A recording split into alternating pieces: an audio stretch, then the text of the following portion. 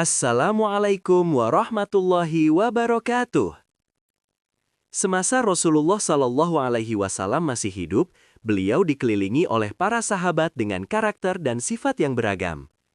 Ada Uthman yang pemalu, ada Hamzah yang pemberani, ada Ali bin Abi Thalib yang cerdas, dan lain sebagainya.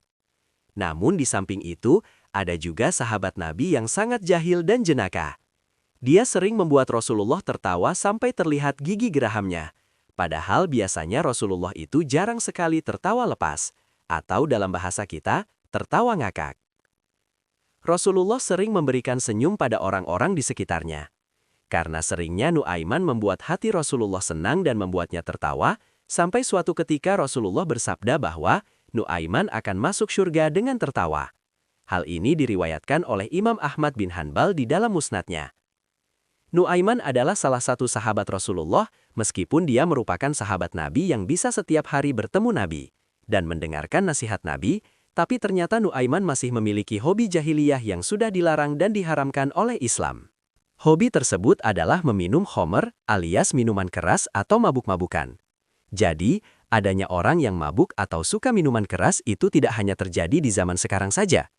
Bahkan di kehidupan sehari-hari Rasulullah, masih ada sahabatnya, orang-orang terdekatnya yang memiliki kebiasaan tersebut. Suatu ketika Nuaiman sedang mabuk, sahabat menghadapkannya kepada Rasulullah. Kemudian Rasulullah menghukumnya dengan dipukul menggunakan sandal. Beberapa sahabat sangat jengkel dengan Nuaiman. Karena setelah dihukum kemudian bertobat, Nuaiman lagi-lagi mengulangi hobinya mabuk-mabukan. Setelah bertobat, ia mengulanginya lagi dan lagi. Maka sahabat menjadi jengkel. Bahkan ada yang marah dan menganggap Nuaiman sudah melecehkan hukum Allah Subhanahu wa Ta'ala.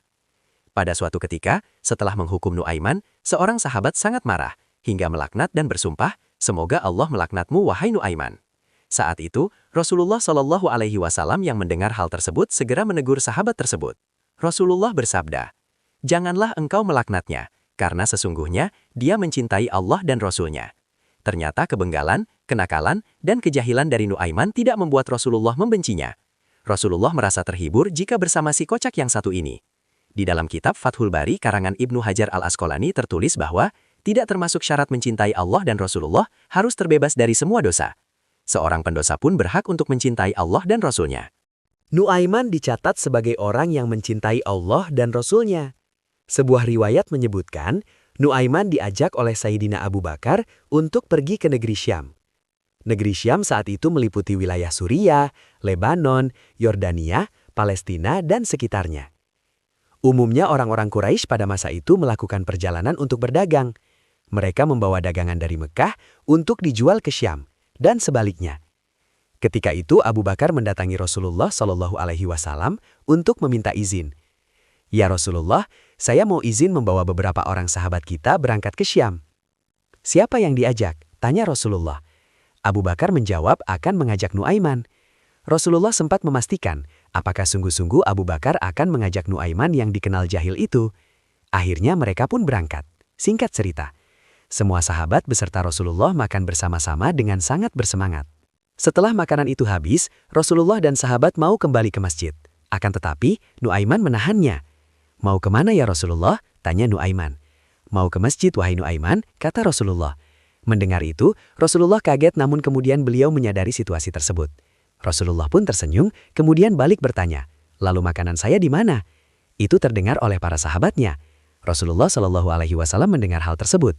Beliau tertawa, lalu mengeluarkan sejumlah uang dan menyuruh para sahabat untuk iuran, urunan, membayar makanan yang sudah dipesan oleh Nuaiman radhiyallahu anhu. Ini hanyalah salah satu contoh kecil dari keisengan yang dilakukan olehnya. Nuaiman kemudian berangkatlah. Sudah banyak orang yang tahu tabiatnya. Masing-masing kehabisan dinar, kemudian Abu Bakar bertanya kepada beliau, "Wahai Nabi, kamu inginnya bagaimana saja?" Abu Bakar berkata, "Ikuti saja," kata Rasulullah. Abu Bakar ini orangnya jujur dan penurut. Kalau disuruh maju maka dia akan maju, kalau disuruh ke kanan maka dia akan ke kanan. Kalau diberi amanat dia akan jujur. Berbeda terbalik dengan Nuaiman. Disuruh mundur dia malah maju. Diajaklah mereka. Mendekatlah kaum yang mengikuti. Maka hari itu semua orang sibuknya mencari makanan, tapi tidak ditemukan. Akhirnya Nuaiman bertemu dengan Syaibit yang sedang menjaga. "Makanan, wahai Syaibit, beri saya makanan, saya sudah sangat lapar." Namun Syaibit menolak. Dengan berbagai cara, Nuaiman membujuk dan merayu Syaibit. Ia mencoba menaklukkan hatinya supaya kasihan dan memberinya makanan. Syaibit yang memang sangat menjaga amanah tetap menolaknya. Kak, dia asah. Aku, mak. Inilah perakapan itu. Maka pergi ke arah pasar. Mungkin tidak juga ketemu. Tiba-tiba matanya menatap sekumpulan orang yang ternyata mereka adalah para penjual. Budak Nuaiman pun menemukan sebuah ide. Nuaiman melangkah mantap ke perkumpulan.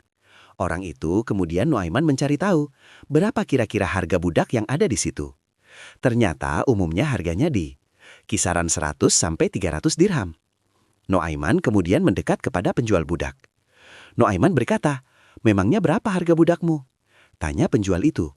"Aku menjualnya hanya 20 dirham saja," kata Nuaiman. Penjual budak itu pun kaget, karena budak yang dijual oleh Nuaiman tidak tampak tua dan tidak terlihat sakit-sakitan. Penjual itu bertanya, "Dia tidak tua?"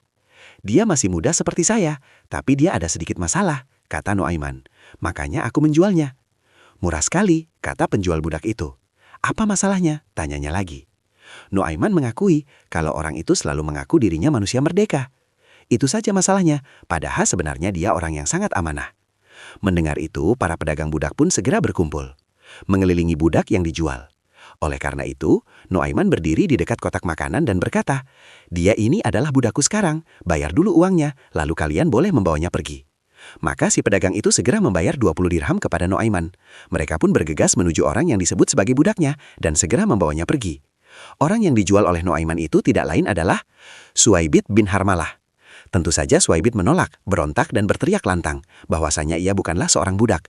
Namun pedagang budak itu tidak mau tahu, karena yang ia tahu dia adalah budak yang tidak pernah mengakui bahwa dirinya seorang budak, seperti yang sudah diceritakan. Sementara itu Nuaiman tidak lupa pula membeli oleh-oleh untuk sanak kerabatnya di Mekah. Pada masa itu Syam adalah negara superpower, seperti Amerika saat ini. Tentu saja harga barang di sana sangat mahal, namun itu bukan masalah bagi Nuaiman karena ia sudah memiliki uang banyak dari hasil penjualan tersebut.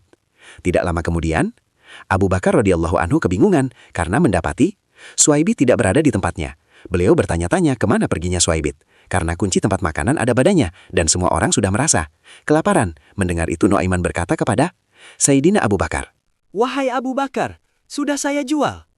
Abu Bakar pun terkejut mendengar perkataan itu.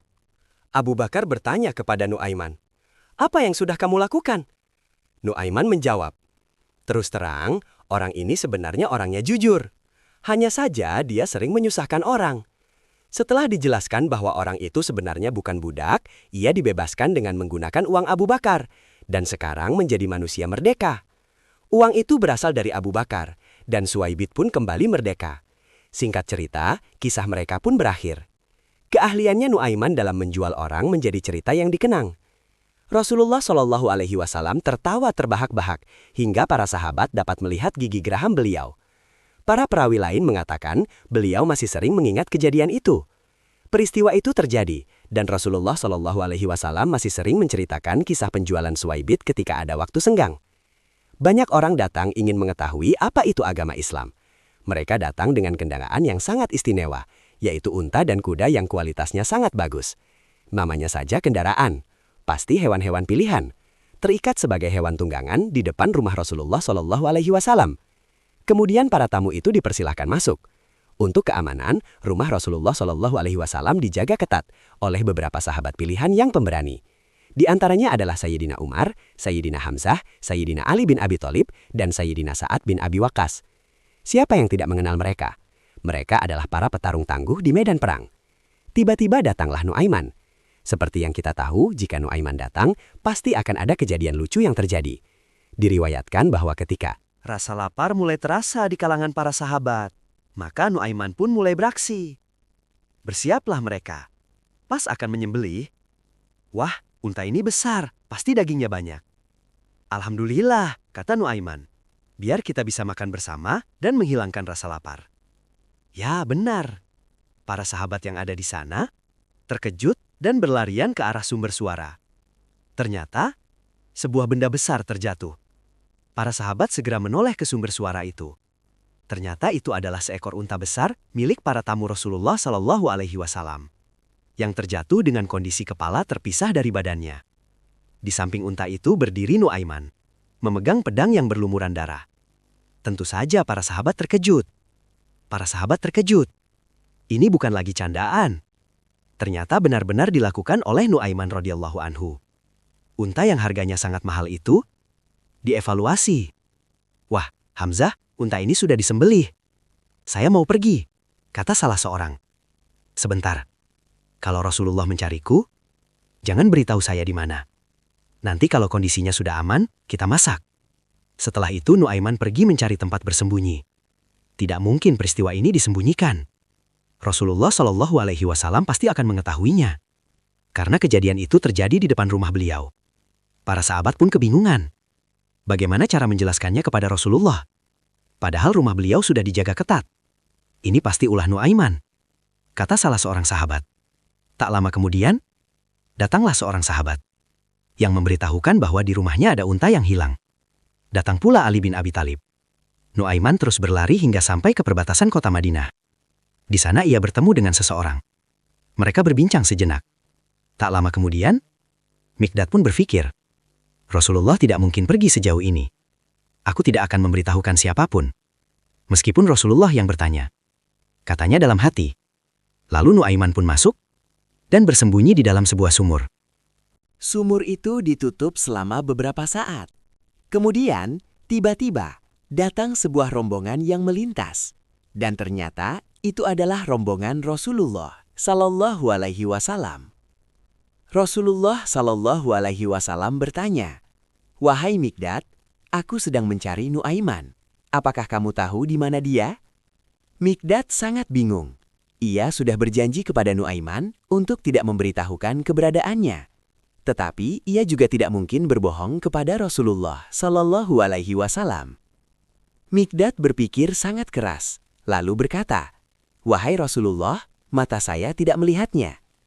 Maka Rasulullah Sallallahu Alaihi Wasallam memahami maksud perkataan itu dan memberi isyarat dengan tangan ke arah sumur. "Itu keras," kata beliau. Rasulullah Sallallahu Alaihi Wasallam bersabda, "Wahai Nuaiman, ini sudah keterlaluan." Lalu Nabi Sallallahu Alaihi Wasallam membuka penutup sumur dan kemudian keluarlah Nuaiman dengan rasa takut. Rasulullah Sallallahu Alaihi Wasallam bersabda, "Wahai Nuaiman, kamu sudah membuat saya sangat kesulitan." Nuaiman pun keluar dengan wajah penuh rasa takut. Yang merasa tersentuh dan terharu melihat kejadian itu adalah para sahabat. Mereka hanya bisa menggelengkan kepala sambil tersenyum. Masya Allah, begitulah Nuaiman, pikir mereka. Dari keusilan dan kejahilan Nuaiman dalam kisah ini, terdapat beberapa pelajaran yang bisa kita ambil. Yang pertama, berusaha memahami orang lain yang memiliki beragam sifat dan karakter. Dari kisah ini, sikap yang ditunjukkan oleh Rasulullah Sallallahu Alaihi Wasallam dan sebagian besar sahabat dalam menghadapi Nuaiman patut dijadikan teladan. Pelajarannya, Rasulullah Sallallahu Alaihi Wasallam mencoba memahami sifat Nuaiman yang memang jenaka dan terkadang jahil. Hal itu masih dapat dimaklumi selama tidak melanggar ajaran agama Islam. Oleh karena itu, kita tidak boleh menghakimi seseorang hanya dari perbuatannya sepintas saja. Karena pada dasarnya hanya orang itu sendiri, dan Tuhan yang Maha mengetahui hakikat dirinya. Kejenakaan dan sifat jenaka seseorang hendaknya tetap berada dalam batas-batas yang dibenarkan. Meneladani kisah ini, iman akan mengantarkan seseorang masuk surga dengan penuh kebahagiaan. Demikianlah kisah Nuaiman, sahabat Rasulullah Sallallahu Alaihi Wasallam. Semoga kisah Rasulullah Sallallahu Alaihi Wasallam ini sangat bermanfaat bagi kita semua dan dapat kita ambil hikmahnya dalam kehidupan sehari-hari.